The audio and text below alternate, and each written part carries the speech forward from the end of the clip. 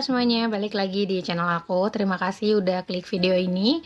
Di video kali ini aku akan bikin tutorial untuk budgeting secara mingguan dengan income bulanan atau gaji bulanan gitu ya. Di sini aku udah menerapkan metode gajian mingguan dengan pendapatan bulanan ini udah hampir 5 tahunan atau dari awal aku menikah, meskipun di awal-awal tuh aku nggak ngerti gitu ya untuk ilmunya gitu. Jadi ini aku udah mulai belajar lagi, dan di sini aku mau bagiin tips gimana caranya mengubah gaji bulanan menjadi metode mingguan. Dan yang pertama biasa aku lakukan setelah menerima gaji itu adalah mencatat seluruh income atau pendapatan yang kita miliki, baik pendapatan yang tetap atau dari pendapatan yang tidak tetap. Ini gunanya untuk mengetahui anggaran selama 1 bulan itu kita memiliki dana berapa gitu ya. Jadi nggak ngawang gitu loh, untuk anggarannya kita udah tahu pasti yang akan kita kelola untuk 1 bulan ke depan. Langkah yang kedua atau yang selanjutnya itu aku biasanya langsung memisahkan untuk kewajiban. Itu aku tulis dulu untuk kewajiban dan juga mencatat hal-hal apa aja yang fix di tiap bulannya, seperti tagihan gitu ya, cicilan. Kalau misalkan teman-teman ada cicilan rumah, cicilan kendaraan, di sini tuh juga bisa masukin langsung ke kategori kewajiban. Untuk tagihan itu biasanya seperti listrik, internet, wifi gitu ya. Terus kalau misalkan punya hutang itu juga harus masuk ke dalam kategori kewajiban, dan juga iuran wajib seperti SPP, gaji ART, dan juga pengeluaran iuran wajib lainnya. Dan yang selanjutnya adalah pengeluaran tahunan, di mana di sini biasanya untuk anggaran servis besar atau misalkan pajak tahunan gitu ya.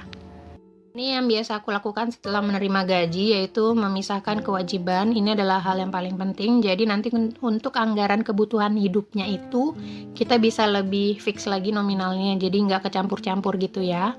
Yang selanjutnya juga pisahkan untuk dana tabungan, dimana dana menabung dan juga aku gabung biasanya dengan dana memberi untuk sedekah dan orang tua. Jika kalian memiliki pos tersebut, bisa disisihkan dulu ya. Jadi nanti untuk anggaran kebutuhan hidup selama 1 bulannya itu nggak terganggu. Ini gunanya untuk apa? Karena biar kita bisa mengetahui nilai fix angka-angkanya dari yang bisa kita kelola untuk kebutuhan hidup. Poin selanjutnya ini nomor 4, dimana ini adalah hal yang paling sering kita lupakan, yaitu siapin dulu untuk dana tak terduga sebelum kita membagi menjadi metode mingguan. Di sini gunanya itu untuk memprediksi hal-hal yang tidak kita duga, dan seperti nikahan atau misalkan ada kerabat yang melahirkan, dan apapun yang tidak bisa kita duga itu wajib banget kita pisahin dulu sebelum bikin metode mingguan ini. Dan selanjutnya kita akan membagi metode mingguan untuk kebutuhan hidup menjadi 5 minggu. Dimana kenapa 5 minggu ini? Karena biasanya di minggu keempat itu kan kita udah mendekati minggu gajian, tapi kalau misalkan cuma bikin 4 minggu tuh nanti jarak minggu keempat ke tanggal gajian itu kan kadang suka beda-beda. Jadi daripada kita tidak memegang uang, ada baiknya kita bikin sampai 5 minggu. Dimana di sini biasanya metode mingguan itu aku hanya meliputi kebutuhan hidup, transportasi, biaya lain-lain, dan juga anggaran untuk hiburan dan jajan. Dimana hal-hal ini adalah hal-hal yang bisa kita kontrol dan bisa kita manage sesuai dengan keadaan keuangan kita tiap bulannya.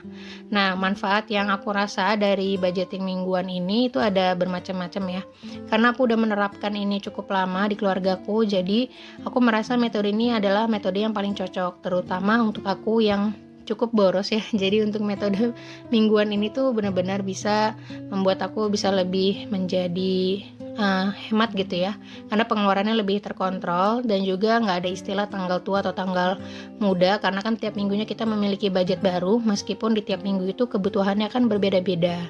Terus serunya budget mingguan itu kita seperti menerima gaji berkali-kali, padahal sebenarnya hanya dipisah-pisah aja tiap minggunya. Jadi tiap minggu itu kita mendapatkan anggaran baru dan lebih mudah untuk evaluasi keuangan, karena kan aku tiap minggu itu jadi lebih mengerti uangnya itu kemana. Dan biasanya tagihan-tagihan itu kan di minggu awal, minggu kedua, jadi nanti di akhir bulan itu lebih gampang untuk aku evaluasi keuangannya, jadi karena lebih rinci gitu. So ini aja untuk metode mingguan yang bisa aku bagikan. Kalau kalian udah mencoba metode ini, boleh di komen apa aja suka dukanya dengan metode mingguan ini. Dan ini dia untuk metode mingguan yang aku bahas kali ini. Kalau kalian mau dibahas metode budgeting lainnya bisa komen. Dan terima kasih untuk terus dukung channel ini. Sampai jumpa di video selanjutnya. Jangan lupa like, komen, dan subscribe. Sampai jumpa di video budgeting selanjutnya. Bye bye.